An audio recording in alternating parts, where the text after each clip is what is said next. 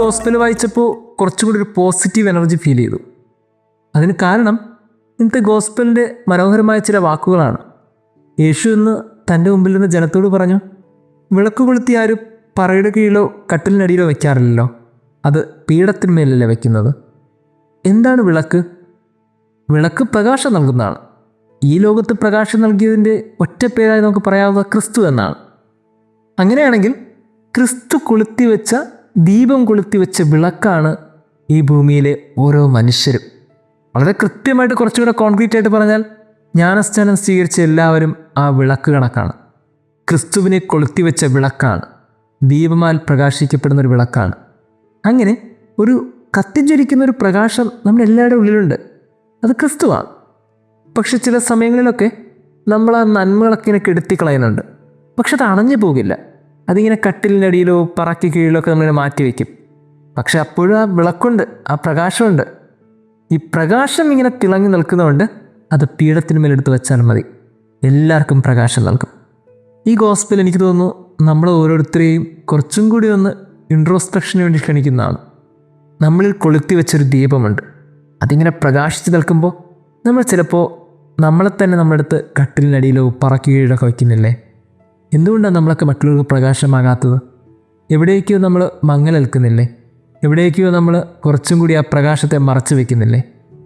പക്ഷെ ഒരു കാര്യം ചിന്തിക്കണം, എവിടേക്കോ പ്രകാശം ഇങ്ങനെ മറഞ്ഞു പോകുന്നുണ്ടാവും, പക്ഷെ ഇരുട്ട് നൽകുന്നില്ല. രണ്ടും ഡിഫറൻ്റാണ്. കുറച്ച് പ്രകാശത്തിൻ്റെ മങ്ങലൊക്കെ സംഭവിക്കുന്നുണ്ടാകും, പക്ഷെ മുഴുവൻ ഇരുട്ടാകുന്നില്ല. കാരണം ആ പ്രകാശം ഒരിക്കലും കെട്ടുപോകില്ലല്ലോ, ആ വിളക്കിങ്ങനെ കത്തിത്തന്നെ നിൽക്കും. ആവശ്യമെന്ന് പറയുന്നത് എടുത്തങ്ങ് പീഠത്തിന് മേൽ വച്ചാൽ മതി, എല്ലാവർക്കും പ്രകാശം നൽകും. ഇനി നമ്മളെക്കുറിച്ച് കുറച്ചും കൂടി ചിന്തിക്കണം. It's time. ഇനി എന്തിനാണ് കൂടുതൽ കാത്തിരിക്കുന്നത്? നമ്മൾ പീഠത്തിൻ്റെ മുകളിൽ ഇരിക്കാനുള്ള സമയമായി. നമ്മൾ കുറച്ചും കൂടി മറ്റുള്ളവർക്ക് നമ്മുടെ നന്മകളൊക്കെ പുറത്തെടുക്കാനുള്ള സമയമായി. നമ്മളൊക്കെ എന്തുമാത്രം നന്മയായിട്ട് ജീവിക്കണം എന്ന് ആഗ്രഹിക്കുന്നുണ്ടല്ലേ? എന്തുമാത്രം പുണ്യങ്ങളോടെ ജീവിക്കണം എന്ന് ആഗ്രഹിക്കുന്നുണ്ട്. കൂടെ നിൽക്കുന്ന സഹിയെ ചേർത്ത് പിടിക്കണമെന്ന് എത്ര പേർ ആഗ്രഹിക്കുന്നുണ്ട്. കുറച്ചും കൂടിയൊക്കെ ശാന്തതയോടും ക്ഷമയോടൊക്കെ എല്ലാവരോടും സംസാരിക്കണമെന്നും നന്മയോടെ പെരുമാറണമെന്നൊക്കെ എല്ലാവരും ആഗ്രഹിക്കുന്നില്ലേ? ഇങ്ങനെ ഉള്ളിൽ ആഗ്രഹിക്കുന്ന കുറേ നന്മകളുണ്ട്.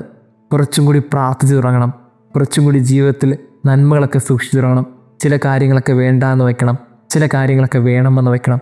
ഇങ്ങനെ ഒത്തിരിയേറെ ആഗ്രഹങ്ങൾ നമ്മുടെ ഉള്ളിലുണ്ട്. പക്ഷെ പ്രാക്ടിക്കലി വരുമ്പോൾ ചില സമയങ്ങളിൽ പറ്റുന്നില്ല. അതാണെന്ന് ഗോസ്പലിൽ കർത്താവ് പറഞ്ഞത്, നമ്മളിങ്ങനെ കട്ടിലിനടിയിലോ പറക്കീഴിലോ ഒക്കെ വെച്ച് പോവുകയാണ്. എനിക്ക് തോന്നുന്നു ചില കാര്യങ്ങളൊക്കെ എസ് എന്ന് പറഞ്ഞ്, ചില കാര്യങ്ങളൊക്കെ നോ എന്ന് പറഞ്ഞ് നമ്മൾ ഇങ്ങനെ പീഠത്തിന് മുകളിലിരിക്കണം. പീഠമെന്ന് പറഞ്ഞാൽ അത് വചനമാണ്. ഈ വചനത്തിന് മുകളിൽ നമ്മൾ കുറച്ചും കൂടി ആഴപ്പെടണമെന്ന് തോന്നുന്നു. ആഴപ്പെടുന്ന സമയത്ത് ഈ പ്രകാശം ഇങ്ങനെ ജ്വലിക്കും. ചുറ്റുമുള്ളവർക്കൊക്കെ പ്രകാശമാണ്. നമ്മളിലൂടെ അനേകർ ഈ ഭൂമിയിൽ ഇങ്ങനെ ചരിച്ചു തുടങ്ങും. പ്രിയമുള്ളവരെ, ചുറ്റും ഇരുട്ടാണ്, പക്ഷേ നമ്മളുടെ പ്രകാശം കുറച്ചും കൂടി മറ്റുള്ളവർക്കൊരു പ്രകാശമായി തീരും. ഇത് അവസാനത്തെ സമയമാണെന്ന് തോന്നുന്നു. ഇനി നമ്മൾ കുറച്ചും കൂടി നമ്മളുടെ വെളിച്ചം മറ്റുള്ളവർക്ക് പകരുന്ന രീതിയിൽ കുറച്ചും കൂടി ശ്രദ്ധയോടെ പീഠത്തിന്മേലായിരിക്കണം. അങ്ങനെ ആയിരിക്കുമ്പോൾ ക്രിസ്തു ജ്വലിക്കുന്ന മനുഷ്യരെ നമ്മൾ മാറും, മറ്റൊരു ക്രിസ്തുവായി മാറും. ദൈവം നമ്മെ അനുഗ്രഹിക്കട്ടെ. നിത്യപ്രകാശം നിറയ്ക്കുന്ന ചൈതന്യമേ, സ്നേഹപ്രഭാവം ഒഴുക്കുന്ന കാരുണ്യമേ, നിത്യപ്രകാശം നിറയ്ക്കുന്ന ചൈതന്യമേ, സ്നേഹപ്രഭാവം ഒഴുക്കുന്ന കാരുണ്യമേ, കാരുണ്യമേ, നീ തന്നെ സത്യം, നീ തന്നെ മാർഗം, നീ തന്നെ സർവേശ്വരൻ. അഖിലേശനാമം ശരണം മഹേശ, ജഗദീശപാദം ശരണം ദയാലോ, സകലേശ വചനം ശരണം മഹാത്മാ, നീ തന്നെ സർവേശ്വരൻ.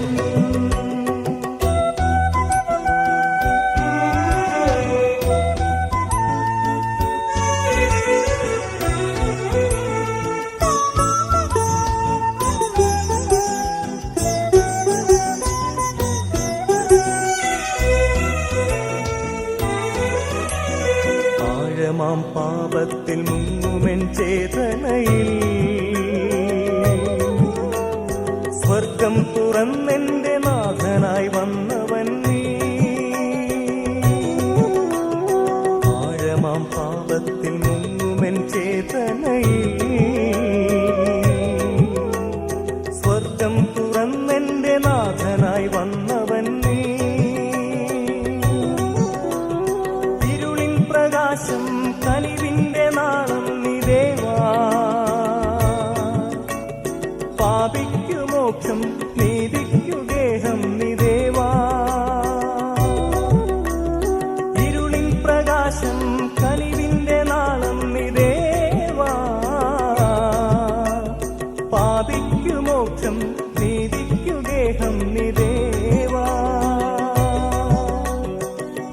തന്നെ ജീവൻ, നീ തന്നെ നാഥൻ, നീ തന്നെ സർവേശ്വരൻ.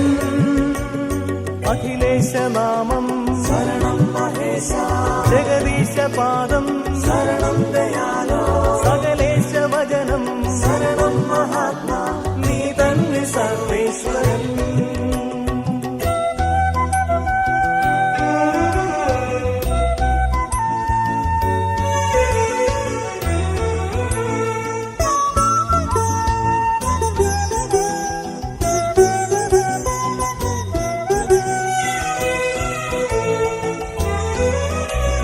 ശാന്തിതൻ വീതിയിലെന്നും ചരിക്കുവാനാ, നിത്യമാം ജീവന്റെ വചനം ചൊരിഞ്ഞവൻ നീ. ശാന്തിതൻ വീതിയിലെന്നും ചരിക്കുവാനാ, നിത്യമാം ജീവന്റെ വചനം ചൊരിഞ്ഞവൻ നീ. സ്വർഗീയദാനം അൻപെഴും നാദം നിദേവാ,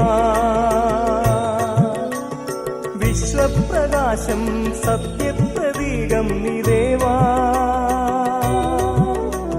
സ്വർഗീയദാനം അൻപെഴും നാദം നിദേവാ, വിശ്വപ്രകാശം സത്യപ്രതീകം നിദേവാ.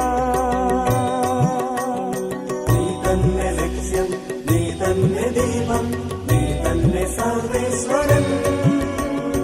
അഖിലേശനാമം ശരണം മഹേശ, ജഗദീശപാദം ശരണം ദയാലോ, സകലേശ വചനം ശരണം മഹാത്മാ, നീ തന്നെ സർവേശ്വരൻ.